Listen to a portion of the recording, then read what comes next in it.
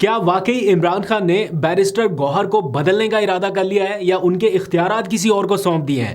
اس حوالے سے authentic information کیا ہے وہ آپ کے سامنے رکھتا ہوں۔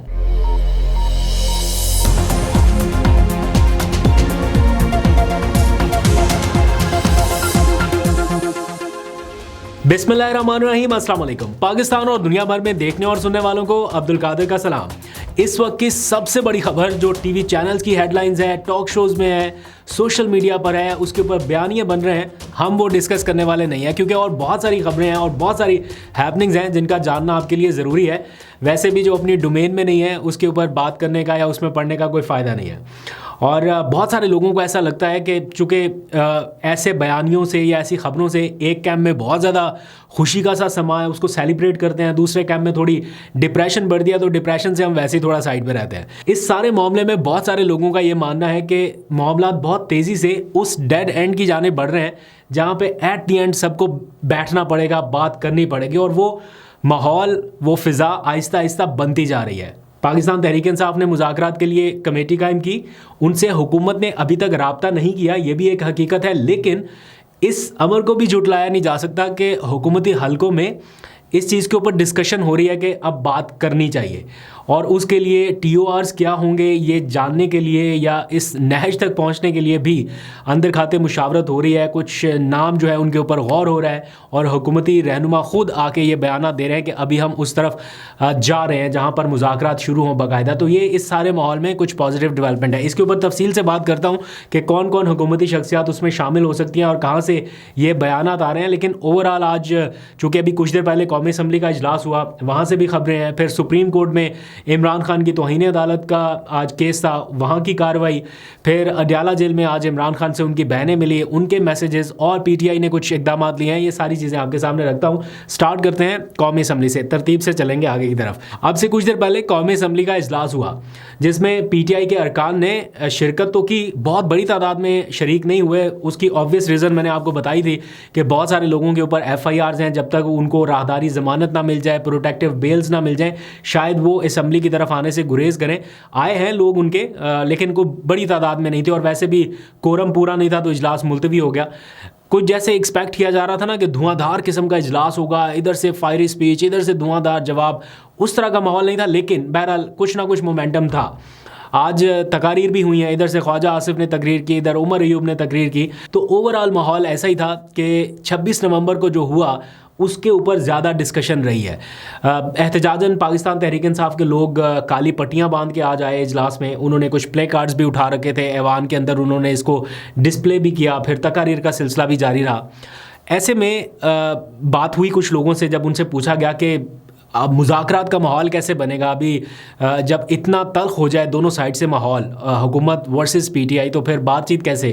تو یہ بتایا گیا کہ ابھی بات چیت کے لیے باضابطہ رابطہ کوئی نہیں ہوا، لیکن کہیں نہ کہیں کوششیں اس بارے میں ضرور ہو رہی ہیں، اور حکومتی سائڈ سے ان کے اجلاسوں میں یہ چیز ڈسکس ہو رہی ہے کہ بات چیت اب کرنی چاہیے، کیونکہ حکومت تو خود یہ چاہتی ہے کہ پی ٹی آئی کو اس طرح سے انگیج کرے، اس طرح سے ان سے بات چیت کرے کہ ایسا لگے کہ حکومت لیجیٹمیٹ ہے، یعنی ان کی جو جس حیثیت کو کویشچن کیا جاتا ہے، قانونی یا آئینی حیثیت کو پی ٹی آئی کویشچن کرتی ہے، وہ question itself turn around ہو جائے۔ تو حکومت تو بات چیت کرنے کے موڈ میں پہلے دن سے ہے، ابھی صرف ماحول جو ہے وہ جسے کہتے ہیں نا سازگار ماحول، اس کی تلاش ہے۔ ابھی ریسنٹ جو ایپیسوڈ ہوا 26 نومبر کا، اس نے کچھ تلخیاں بڑھائی ہیں۔ بہرحال اس معاملے میں میں دیکھ رہا تھا بیرسٹر عقیل، انہوں نے بھی ٹی وی پروگرام میں آ کے بتایا کہ ہمارے اجلاس میں اس کے اوپر انیشل بات ہوئی ہے، ٹی او آرز کی طرف معاملہ جائے گا، اس سے پہلے ہم ڈیسائیڈ کر رہے ہیں کہ کون کون سے لوگ اس میں شامل ہوں۔ اس سارے معاملے میں میں نے کچھ خبریں چلتی دیکھیں، کچھ سنائی دی مجھے کہ جیسے عمران خان صاحب نے بیرسٹر گوہر کو بدلنے کا ارادہ کر لیا یا بدل دیا گیا۔ کچھ ٹیلی ویژنس پر تو اس کے حوالے سے خبریں بھی چل گئیں کہ چیئرمین تبدیل ہو گئے اینڈ سو آن۔ اس حوالے سے جو مصدقہ اطلاعات ہیں وہ میں آپ کے سامنے رکھ دیتا ہوں۔ The matter of the fact is this کہ چیئرمین تبدیل نہیں ہو سکتا. اگر بیرسٹر گوہر ریزائن بھی کر دیں تو نیا چیئرمین تب تک نہیں آ سکتا جب تک پارٹی میں الیکشنز نہ ہو جائے, کیونکہ یہ الیکٹڈ سیٹ ہے. اس میں آپ کو انٹرا پارٹی الیکشن کے تھرو ہی وہ پورا ایک پروسیس کرنا پڑے گا, نیا چیئرمین لانا پڑے گا. لیکن میں نے اچھے سورسز سے, جو کہ ایسے سورسز ہیں جن کی بات میں دم ہے, جن کی بات کو میں ویلیو کرتا ہوں, ان سے میں نے جب جاننے کی کوشش کی تو مجھے بتایا گیا کہ جس دن عمران خان سمیت بہت سارے لوگوں کے اوپر فرد جرم لگی, GHQ حملہ کیس والے دن, یہ 2-4 دن پہلے کی بات ہے, اس دن عمران خان صاحب نے عمر ایوب کو کافی زیادہ اختیارات دے دیے ہیں, جس میں ان کے پاس کافی پاورز پہلے کی نسبت بڑھ گئی ہیں. یہ اعلانیہ پاورز نہیں ہے, یعنی اس کا کوئی نوٹیفائی نہیں ہے, اعلان نہیں کیا گیا, یا اس طرح کی کوئی عمران خان صاحب کی جانب سے میڈیا میں ڈائریکشن نہیں ہے. لیکن پارٹی کی سطح پر یہ سگنل ضرور پہنچ گیا کہ عمر ایوب صاحب جو ہے وہ زیادہ انگیج کریں گے. مذاکراتی کمیٹی میں بھی عمر ایوب کو سربراہ بنایا گیا ہے اور بیرسٹر گوہر اس مذاکراتی کمیٹی میں شامل نہیں ہے. اسی دوران کچھ خبریں گردش کرنے لگیں کہ بیرسٹر گوہر کے اختیارات جو ہیں وہ کم کر دیے گئے ہیں اور عمر ایوب کو سونپ دیے گئے ہیں. جب یہ خبریں چلی تو میں نے بیرسٹر گوہر صاحب سے اس بارے میں رابطہ بھی کیا کہ ان کی رائے جان سکوں, تو انہوں نے ایسی خبروں کو بالکل بے بنیاد اور فیک نیوز قرار دیا ہے کہ ایسی کوئی چیز نہیں ہے. اور ان کی تبدیلی سے متعلق آج بھی انہوں نے کہا کہ یہ پاسبل نہیں ہے, ٹیکنیکلی پاسبل نہیں ہے, اور وہ خود بھی ریزائن کر کے کہیں نہیں جا رہے. یہ ضرور وہ کہتے ہیں کہ یہ نشست عمران خان کی امانت ہے, یہ عہدہ عمران خان کی امانت ہے, جب تک عمران خان چاہیں گے وہ رہیں گے, اور جس دن وہ کہیں گے تو وہ یہ عہدہ چھوڑ دیں گے. لیکن چھوڑنے کی صورت میں بھی فوری طور پہ کوئی آلٹرنیٹ سولوشن نہیں ہے. اس لیے جو میں سمجھ پایا ہوں وہ یہ کہ عمران خان نے عمر ایوب کو پہلے سے زیادہ امپاور کر دیا ہے. ایک سیاسی ان کا قد کاٹ بھی ہے, ان کے پاس وہ سیاسی نالج بھی ہے, تو اس لیے میرا خیال ہے ان کو بہت سارے معاملات میں اب آنے والے دنوں میں آپ آگے دیکھیں گے. لیکن ایسا بالکل نہیں ہے کہ چیئرمین شپ کے عہدے سے ہٹا دیا گیا یا بدل دیا گیا, ابھی اس میں وہ ٹیکنیکلی پاسبل نہیں ہے. اب آ جائیے ذرا عمران خان صاحب کے اب کے ریسنٹ اقدامات یا ریسنٹ جو انہوں نے کچھ ڈیسیژن لیے ہیں. آج ملاقاتوں کا دن تھا, آپ کو پتہ ہے ڈیالہ جیل میں عمران خان کی بہنیں پہنچی, ان سے ملاقات کرنے کے لیے باہر آئی, میڈیا سے گفتگو کی, اور انہوں نے کہا کہ عمران خان کے 2 ہی پیغامات ہیں ان حالات میں. اور وہ 2 حالات, ایک تو انہوں نے بتایا کہ وہ جو انہوں نے سول نافرمانی کی کال اور وہ اوورسیز پاکستانیوں سے اپیل والا, ریمیٹنسز والا جو سارا ہے, اس پر وہ کہہ رہے ہیں کہ میں نے ڈیڈ لائن دے دی ہے, واپس نہیں ہوگی. اس وقت تک, آج کے دن تک یہ سچویشن ہے کہ عمران خان صاحب شاید وہ کال واپس نہ لیں, آلدو کہ پارٹی کے اندر لوگ چاہتے ہیں کہ اس میں تھوڑا سا رد و بدل کیا جائے یا اس کو تھوڑا ایکسٹینڈ کیا جائے, چونکہ مذاکرات کا یا بات چیت کا اگر ماحول بننا ہے تو پھر اس میں یہ کوئی ڈیڈ لائن والی بات نہ آئے. لیکن ساتھ ہی عمران خان صاحب کے 2 مطالبات اور بھی ہیں, 9 مئی اور 26 نومبر. اب یہ 9 مئی کے ساتھ 26 نومبر کی تاریخ جو ہے نا وہ جڑ گئی ہے. ایک سائڈ کے پاس پورا بیانیہ تھا نا 9 مئی, اور وہ کہتے چلے آ رہے ہیں, حکومت کہتی چلی آ رہی ہے, ان کے لوگ کہتے چلے آ رہے ہیں. اب پی ٹی آئی کے پاس اس کا کاؤنٹر نیریٹو ایک طرح سے آ گیا 26 نومبر. وہ ایک ہی کویشچن جو ہے وہ ریپیٹ کرتے آ رہے ہیں, تو وہ نیریٹو دونوں انہوں نے ایک جگہ پہ آگے نتھی کر دیے ہیں, اور وہ کہہ رہے ہیں کہ اس کا سپریم کورٹ کے جو 3 سینئر موسٹ ججز ہیں وہ GIT کی سربراہی کرتے ہوئے فیصلہ کرے کہ یہ کیا ہوا, اور پورا 1.5 سال اب چونکہ گزر گیا ایک واقعے کو, تو اس کی تحقیقات اب ہو جانی چاہیے. تو عمران خان صاحب کے یہی مطالبات ہیں, 26 نومبر 9 مئی اس کی جوڈیشل انکوائری, سپریم کورٹ کے 3 سینئر موسٹ ججز جو ہیں وہ فیصلہ کریں.